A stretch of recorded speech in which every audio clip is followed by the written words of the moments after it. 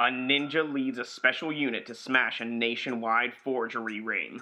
I'm Corey. And I'm Paul. And we are the B-Movie Bros. Here to review B-movies to the best of our ability. Sometimes we get off topic, but randomness is a gift. Welcome to week 3 of Martial March, where we're going to be reviewing Ninja the Protector from 1986. You heard the description from Google after searching the movie. Now, let's jump straight into this shit with our technical difficulties, top and bottom 3. Paul, bottom 3? The dialogue in this movie and the plot were just atrocious. I can't even say it was a translation problem, because from what I've heard, even the Hong Kong version was criticized for the same reason. For number 2, there are 2 different plots going on in this movie that don't correlate in the least. There's one of one guy trying to stop a bunch of ninjas, and another one where a magical ninja is trying to stop other magical ninjas. I didn't understand it at all. And did this movie have a fucking plot in general? Like, I couldn't follow anything going on. It just kind of jumped from one scene to another. And would just go from, I don't know, some drama I didn't understand the cause of, to ninjas fighting, to somebody dying, to a rape. It was just fucking weird. Don't forget motorbike races in the desert. Oh my god, like that, what even was that? This movie made no sense at all.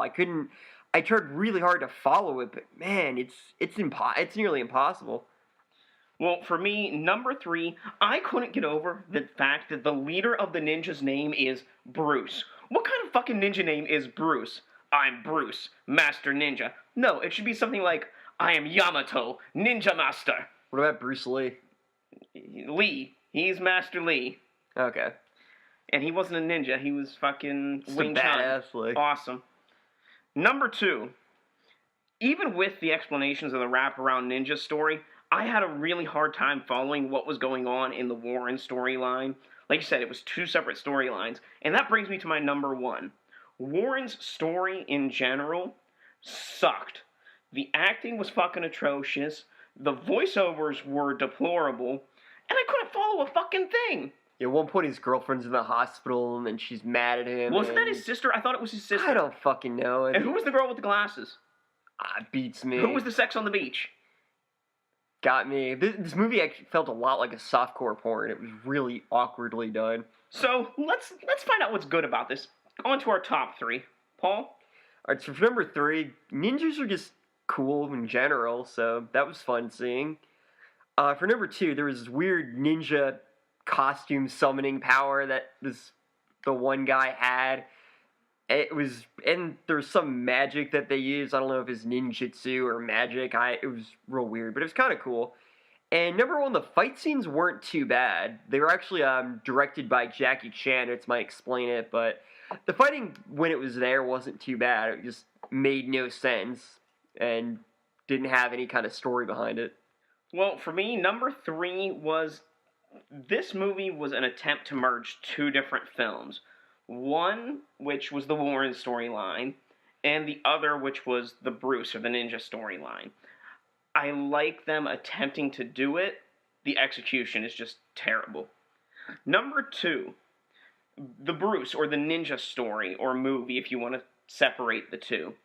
It's got the action, it's got the better dialogue, and it's just more fun in general. Number 1 is the ninja fights. From the transformation scenes, to the sword play, to the randomness, to the just making me interested in what's going on screen. It's what made me want to watch this movie and continue it till the end. Before we give our final take, let's just talk about a few quick things with this movie. So this movie was made by Godfrey Ho, who's known as the Ed Wood of Hong Kong. It's quite a title to be given. And what he's really known for is taking 2 movies, sometimes one that's already made and one that he makes, or sometimes 2 movies that were unfinished, and splicing them together in a way to try and make one complete feature-length film. And spoiler alert, it never really works out for him, though. Every movie he makes is well known for being a mess. Mostly because they're 2 different genre movies. He always tries to take an action movie and a drama, or a comedy and an action movie, and put them together, and it fails miserably because there's no common ground on it. They try to make up common ground. He'll hire actors or actresses to film scenes, connect the two, but it's never convincing enough. So let's give our final take and tell people what we really thought. Now, our final take will give you a score on the shot scale. Our shot scale is a reverse scale, 1 to 10, 1 being the best, 10 being the worst. How many shots do you need to get through this movie? Paul? Give this movie a 9 out of 10. Ooh, that's pretty heavy there. Well, I gave it an 8 out of 10, so I'm not too far behind. Slightly more forgiving than I was. Why'd you give this a 9? Okay, this movie is just terrible. It's so poorly constructed, it's barely watchable. I hated how there were two different plots that didn't correlate at all due to the fact that it was really two different movies. It's so unpleasant to even look at. The quality of it is awful. The sound is terrible. The dialogue is just made my ears bleed. I don't think I've seen a bigger disaster than this in a long time. Even The Room was better put together. This is like really on par with Plan 9 from Outer Space, except less charming somehow. It was just not very fun to watch. I'd suggest it just for anyone to see that this really exists and to get like kind of a glimpse of how Godfrey Ho makes his movies, but it really was not a fun time at all. This movie can barely even be called that. The acting, at least the voice acting, is dreadful.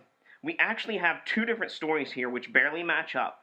The Ninja or Bruce storyline is very short and has little impact on the movie at all. The meat of this film actually takes place during the Warren storyline, which is so jumbled up and broken that I could barely tell what was supposed to be happening, or why it was even happening. The ninja scenes are bad, but hilariously so. I absolutely loved the ninja transformations. And you know what? If this movie had only been the Bruce or the ninja story, it would have been a short, fun fight fest. But with the Warren parts, it just feels like you're slogging through the bog of eternal stench with a dog's sense of smell. You know, you can find the fights on YouTube separate from the rest of the movie, and that's how you see the best part of this film. That's why I gave it an 8 out of 10 on the shot scale. So here's something we actually forgot. What, Paul? We forgot a quote war. Quote war. Yay. All right. Well, since you remembered it, why don't you kick it off? All right. The bike's like my girl. Nobody touches it.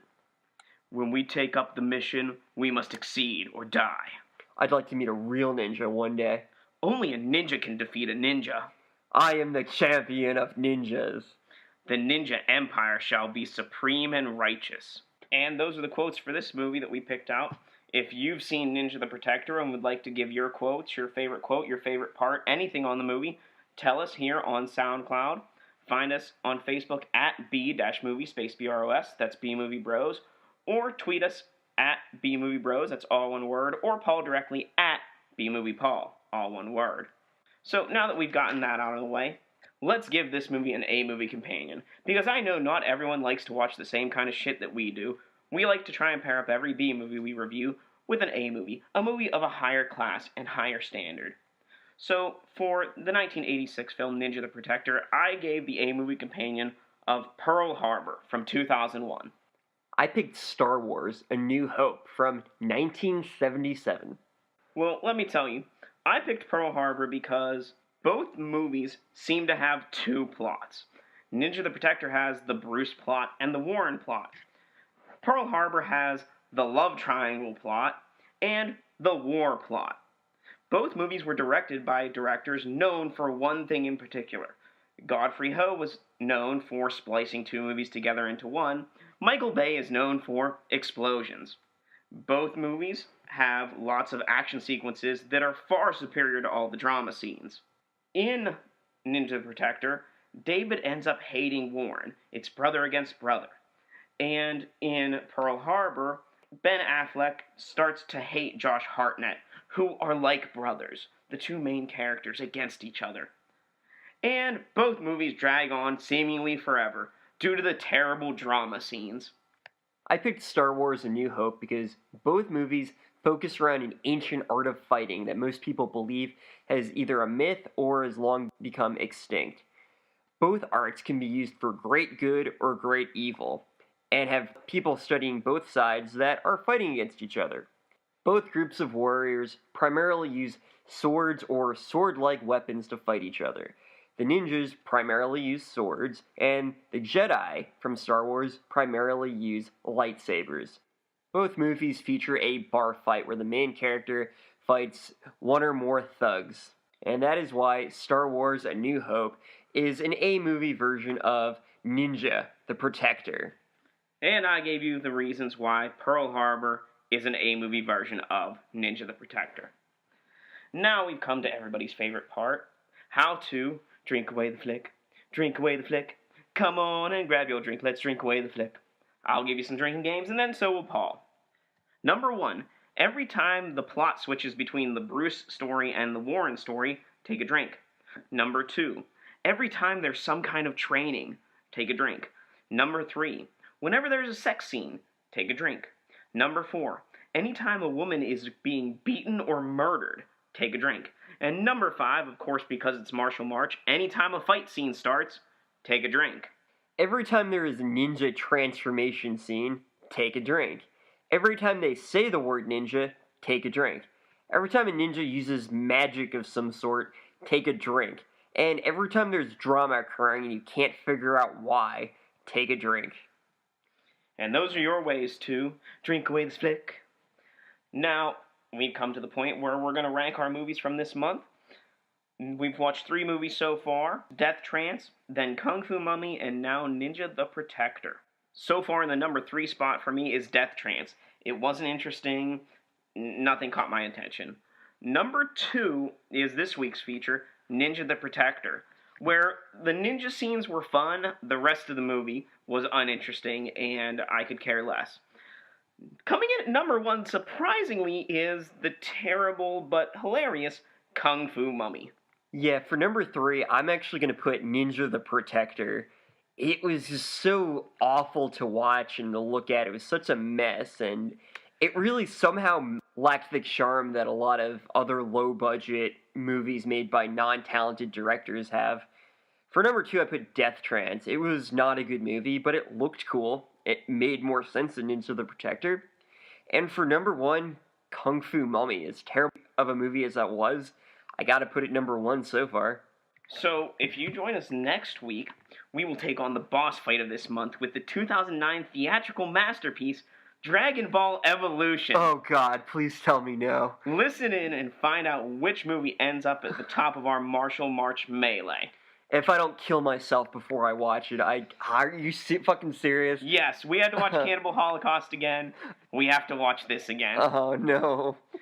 So if you have anything else to say about Ninja the Protector, Death Trance, Kung Fu Mummy, or anything to tell us for Dragon Ball Evolution, you can leave us a comment here on SoundCloud. Find us on Facebook at B-movie space BROS, that's B-Movie Bros. Tweet us at B-Movie Bros, it's all one word. Or Paul directly at B-Movie Paul. You could also visit our friends at theriversedgepgh.com. Find out anything that's going on here in Pittsburgh. So until next time, friends, be brave, be alive, be back next week.